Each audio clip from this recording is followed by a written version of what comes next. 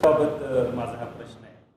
भारत पाकिस्तान मॅचच्या दिवशी राज्यभर माझं कुंकू माझा देश ते आंदोलन छेडणार आहे आणि त्यात सिंदूर के सन्मान में शिवसेना मैदान में अशा पद्धतीचं हे आंदोलन असतं.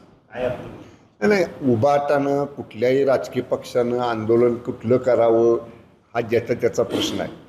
आता ज्या उभाटाचे नेते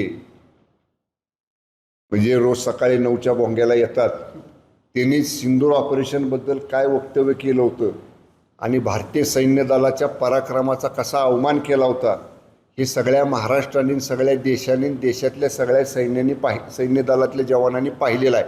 त्यामुळं असं उसणं आणून काहीतरी करण्याचा केविलवाला प्रयत्न उभाटाचे या अशी सकाळी 9च्या भोंग्याला येणारे लोक करतायत. देशातल्या सैन्य दलाबद्दल आणि देशातल्या सैन्य दलानं गाजवलेल्या पराक्रमाबद्दल देशवासियांना नेहमीच अभिमान असणार आहे.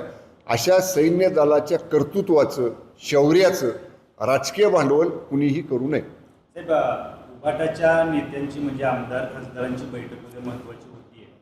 तर राज ठाकरे आणि उद्धव ठाकरे नंतर आता ठाकरे शिवसेनेच्या बैठकांचा धडाका वाढलेला आहे. काय कसं पाहता आपण?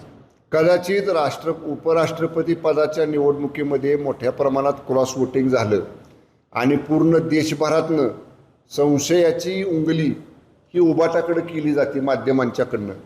त्याचं विश्लेषण करण्यासाठी किंवा त्याचा मागोवा घेण्यासाठी अशा बैठका होत असतील.